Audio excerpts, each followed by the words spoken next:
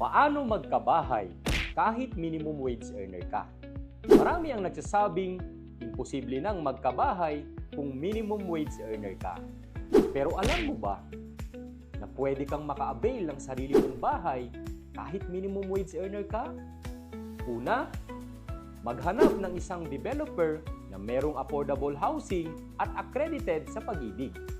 At pasok ang sumasahod ng minimum wage earner. I-check ang monthly amortization kung kakayanin ng iyong budget.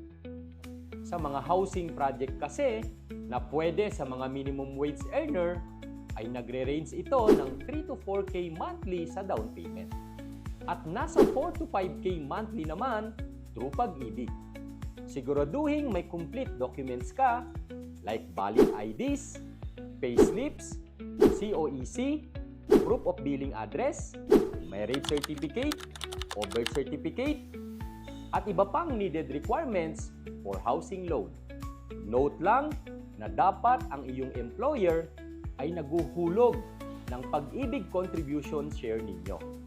Simulan mo na ding mag-ipon para sa reservation fee at monthly equity mo later on.